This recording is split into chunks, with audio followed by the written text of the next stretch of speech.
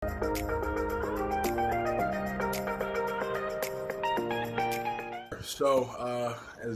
you know, the title may say, I'm Jon Seaton. I am from a small town named Hillsborough in New Jersey.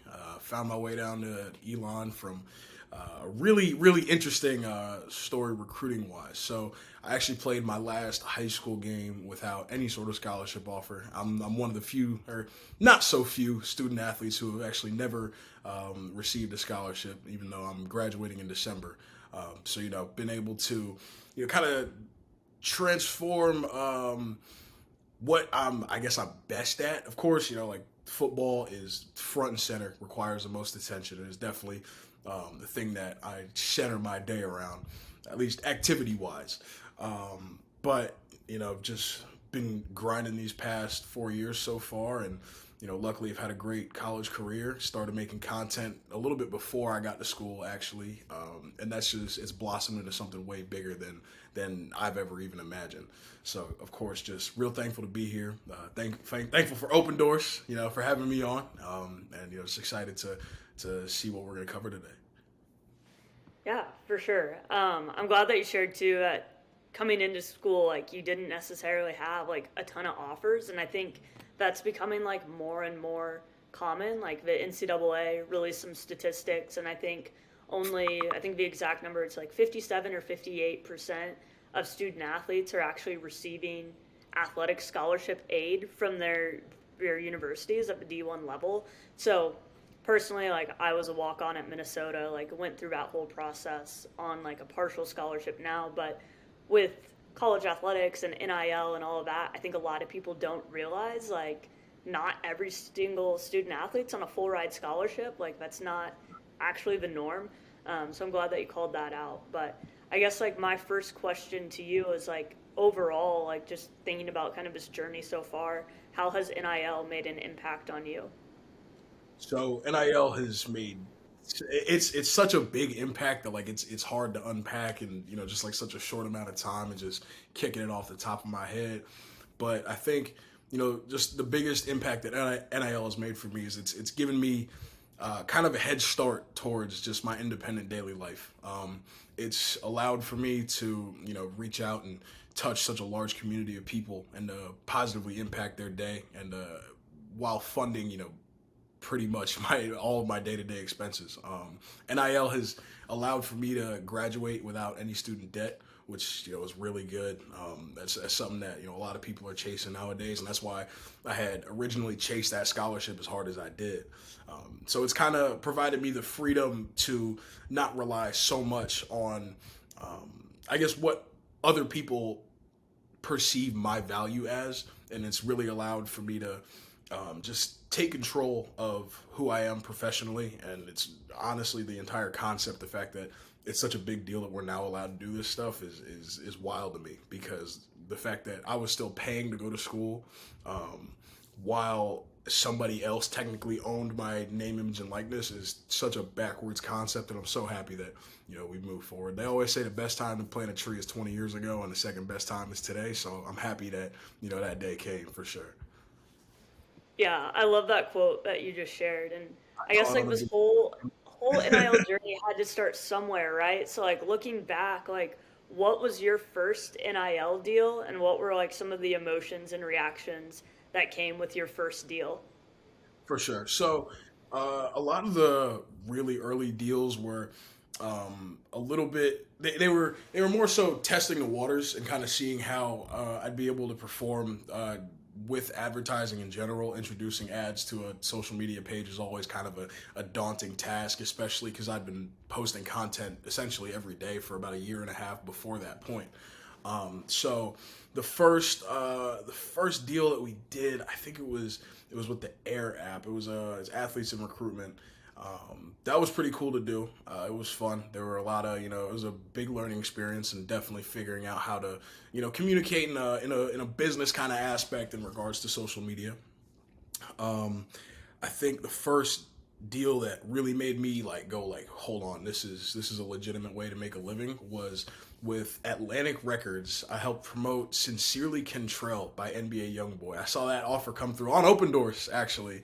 Um, in the middle of class, and I remember I literally had to get up and go to the bathroom because I was like, I'm gonna throw up. This is like this is ridiculous. I was like, there's no way that that my value has been placed at the point that it's been placed at. But throughout the past 2 years, NIL has been a thing. We've just been steadily growing, and I can't thank my team enough. Current Media Company, those are my guys, man. They're the ones that help me stay on top of everything, help me procure. Is that a word? We'll roll with it. They help me kind of get the deals coming to the door, and then they've allowed for me to become part of some of these really great partnerships that have not only lasted for one or two posts like a lot of deals have, but they've allowed them to become much more long-term deals, which has been really cool. And those long-term partnerships, of course, those are the bread and butter. Those are the ones that you're always trying to secure and create those relationships with just people professionally, because there's so many dividends that it can pay that aren't even in the scope of what we view NIL as nowadays. So I'm happy to be able to have such a great amount of people around me to set me up for success in the future. Yeah, the long-term relationship aspect I think is a huge part of NIL, and like as you get more and more experience with your NIL opportunities, like you get better and better at building those long-term relationships. And I also remember the Atlantic Records deal. I feel like that one was forever ago, but realistically it was like maybe a year and a half ago, which it's kind of wild just how fast the space moves. But kind of going off that question too, like I know you said that you're graduating in December, and I was looking up your roster, and it says that you're a communications major. So, like, what life skills have you learned from NIL, and what of these skills are you going to bring to life, like, after football? Definitely. So NIL actually, I feel like it gave me a head start because I major in strategic communications. So I think it's been really cool and really interesting to see just how much working just working in the real world, I guess, is similar towards what our programs are teaching here at Elon, which I think is like that. The fact that they match up gives me a lot of comfort and gives me a lot of a very big sense of security moving into daily life. I don't know what's gonna happen, but I know that down the line we're just gonna the whole team around me. We're gonna keep chugging away. We're gonna keep grinding, keep putting out some really good content, and just trying to make a positive impact on somebody's day for whatever kind of facet that comes in. Yeah, I think that's important to note for sure, and I think there's a lot of similarities between NIL opportunities and the real world. Like going through this interview series, I've had some athletes tell me they're like, "Oh yeah, I've learned more from NIL than I have in school," which I think is kind of wild. And like depending on your major, like there might be like very different skills, right? But like a strategic communications major like yourself, like all of that stuff pairs into NIL like hand in hand. Like personally, I was a sport management major in my undergrad, but was taking like a lot of strategic communications classes and concepts, just like wanting to go into a role as a social media manager. It's kind of natural, but there's so many different career opportunities that you can do, and just being able to like put yourself out there and like kind of get out of your comfort zone by doing NIL opportunities, I think is huge for the resume going forward. And I guess too, like you mentioned, your school has like helped out and like provided some resources either in the classroom or the athletic department. But how has Elon done in terms of supporting you throughout your NIL process? So I think Elon's been a very it's been really good overall. I don't know if there's necessarily been any actual like help in a way. I've been lucky. I've been lucky enough to be in a program that's allowed for me to blossom, and it's allowed for me to make my own decisions, and coming with that is to have my own success and to make my own mistakes. So I think the freedom that Elon provides from an NIL standpoint, it's pretty much just like, hey, report what you're saying, like what you're gonna do through open doors, and they're just like, what is it? Basically, it's just don't do anything stupid. Don't represent anything that's gonna be detrimental towards your name or our name in the long run. And as long as we can, keep those two factors going, then they're cool with it, which has been super awesome. They actually also allowed for me to, kind of give my spiel a couple of times. I've spoken at a team meeting before during camp where we had to go explain what NIL was and different ways that you can maximize opportunities, no matter what, kind of presence on social media you have, whether it be large or small.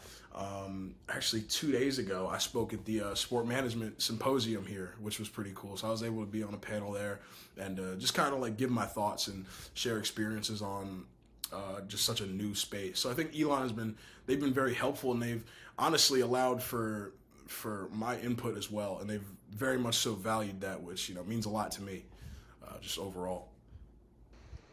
Yeah, that value, and again, going back to relationship building and just having that flexibility is huge. And from you speaking on some of these team meetings and like larger, I guess, like symposiums on campus and stuff, like what have been the common questions that you've gotten, and how have you answered some of those NIL questions for maybe either the younger players on your team or just the general public? For sure. So I think a lot of the questions actually come down to how I fit everything into my schedule. They're like, I was at a couple days ago. One of the questions I got was like, how do you still stay ingrained in like social culture around here and everything like that? And I was like, well, I mean, you gotta. The advice I always give from that standpoint, I guess, is you're gonna spend your time where you put your priorities. And right now, this is such a great opportunity, and we're in such a new stage. Like, we're the early innovators within name, image, and likeness in itself. I'm like, I kind of equated it to like we're writing the textbook that people are gonna study in a couple years. So I think when I take that into account, it makes it a lot easier to kind of stay nose down to the grindstone. Plus, I kind of view this as I'm preparing for a family that's going to come one day. I'm going to have expenses. I got expenses now, but they're about to jump up way more than college apartment prices. So I think just it's allowed for me to just be prepared for a family that's going to come eventually, and just to make sure that financially that I'm in a good situation. Plus, it's taught me so much on how to manage finances and everything like that, way more than school. I feel like has ever taught me. Kind of going back to the same point that you made before, it's definitely a different way of learning, and I think the way that I learn is by just living things and doing them and making mistakes and having to dig myself out of anything that I get myself into. So I think that it's been a very just positive learning experience, and it's really aided me in almost growing up in a way. I'm very similar in all of that, and just like learning firsthand and like through experiences. And we just got done with tax season, right? And for a lot of Oh, athletes, like it was their first time ever filing taxes. Like it's NIL, it's kind of wild because for a lot of student athletes, it's their first time ever making money. Like like you said, the schedule of a student athlete like doesn't necessarily allow for every student athlete to be able to hold down like a part-time job, and it really depends on your practice schedule. I know personally when I was at Minnesota, I forget what team it was, but they had like a practice from like noon to 4 every day. And I'm like, how do you get anything done with like a gigantic practice block like in the middle of your day like that?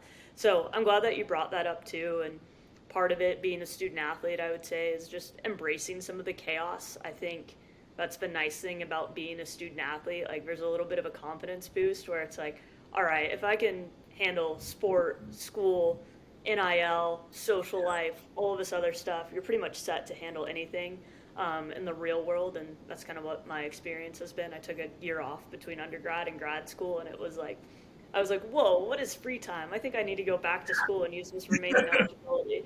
So I definitely get you there. And kind of like going off of that too, like for you, what has been the hardest part about navigating these NIL opportunities? I think the most difficult part, like, part of me wants to say the scheduling, but at that point, it's really just like it's what we're all used to as student athletes. It's just another thing kind of added to the plate.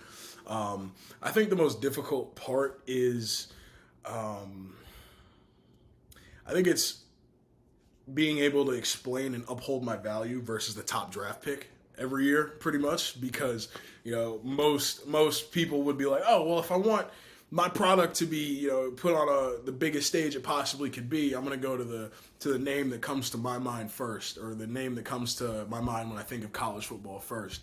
But I think now it's been almost shifting in a way.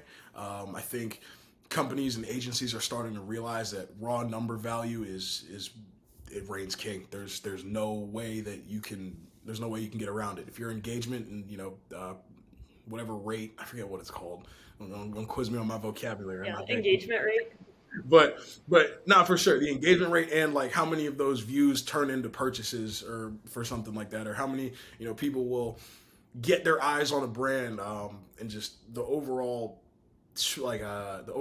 depth of the message that gets spread, is definitely something that companies are starting to realize, that creators who are also athletes are a much better return on investment than the top draft pick guy who's really good at football. Trust me, way better than I am. You know what I mean? But isn't necessarily as versed in social media and creating that kind of content that is going to create engagement and do well. Yeah, and I think we're seeing that across the board where brands really do value like the engagement rate and cost per click and all of those different like measurements, right? And it's like there's different campaigns that have different goals, and I think too like marketers and student athletes and everybody as a whole is kind of starting to piece all of that together. Like some brands, their main goal is just visibility and getting their product out there, while other brands like really want to drive leads and specific measurable outcomes. So yeah, I think everybody is kind of learning through that process, and the more athletes can start to know and understand like what they actually drive and bring, the more valuable they become. I think you've done a great job doing that so far, and the fact Thanks. that you are actually diving into that and looking into that is a huge step forward. I guess too, like how has Open Doors helped you through this process and through your NIL journey? I know you've done quite a few deals through Open Doors, but yeah, what's kind of been that experience like for you?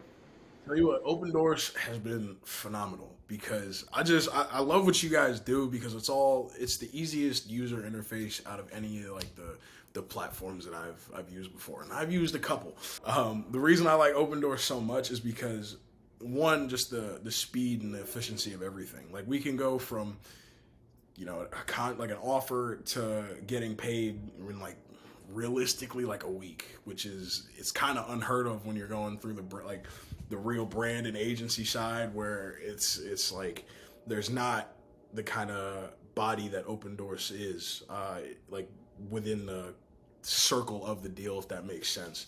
The 1099s are phenomenal. I've been the first. I'll be the first person to tell you. I'll die on this hill that the 1099s and all that tax info is great, because it helps me out a lot. I'm the guy that does my taxes from scratch. I'm the nerd, so it's been really helpful just to have like all the information in one place, and the fact that like you guys do understand that paying taxes are important. NIL isn't just about like, hey, look at all this money I can make and do all this. It's about like, hey, there's compensation that comes along with deals, but there's also a body of work that needs to be done, and there are legal implications that aren't in your control that you have to partake in and do your job with. So I think Open Doors has really excelled in just making sure that I'm the most prepared to do what I have to do, as well as being able to do what I want to do. So it's a perfect storm. Love to hear that. Our team is going to absolutely geek out You when I feel share me? that little clip with them. So I appreciate it. And like the taxes thing too, right? Like we always say at Open Doors, like the core of what we do is protecting athletes at the end of the day, whether that be protecting their time and energy by making deals as easy as possible, but also protecting them on the compliance side, taxes side, all of that. Like it's really core to what we do. And thankfully Open Doors has been around for a decade now, and we've done it at the pro level, and now switching into the student athlete side, just able to continue to do that like at scale. But I'll leave you with two kind of like fun questions in the Yeah. interview. But like, if you received $1,000 from an NIL deal, how would you spend that money? So it's funny that you asked that, because I have like a really not so intricate, but like a saving system that's worked for me. So anytime like I sign a deal, the first digit onwards, like in the deal, goes into the savings. I don't see it. It goes away. It gets put away for future use. And then anything that's not in like that first digit onwards is essentially like what I get to use for fun.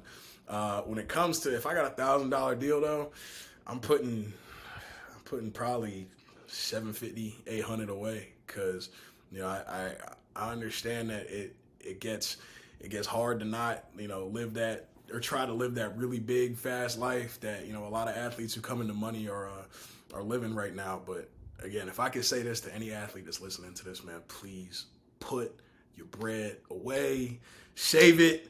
Don't go spending on nothing stupid. Like, I promise you, every product that you want to get now is gonna have a newer version in a couple years when you're in a much more, better position to do that. So I think, like, save today. So just in case anything happens and you need to help somebody out, or like you need to help yourself out, like, put it away, because when you need it, it's good to have it, as opposed to like, dang, I have a whole bunch of stuff that I want, but I need to, there's something I have to pay and I don't have anything for it, and that's a whole different headache that I'm trying to avoid at all costs. That is a very, very smart way to put it. I think, yeah, that is up there and probably the smartest ways that I've heard. I know I was talking to another athlete a while back, and he was like, "Oh, I have a spreadsheet of all my expenses," and he's like, "I try to get deals to like cover each individual category," and I'm like, "Oh, like that's also a really interesting way to structure It's really it." smart. But Yeah, I don't I get love to see like what works for athletes, and it's cool to see it. how like each saving method kind of differs for each athlete, but it's kind of like the same strategy at the end of the day. And That's, final question is, if you could do an NIL deal with any brand, what brand would it be? with any brand, I would do an NIL deal with BMW, and I would promote an M8 competition, and I would do it for the car. So hit me up. There you go. That's Well, it. they can hear it here. Sydney, thank you for your time. I really appreciate it.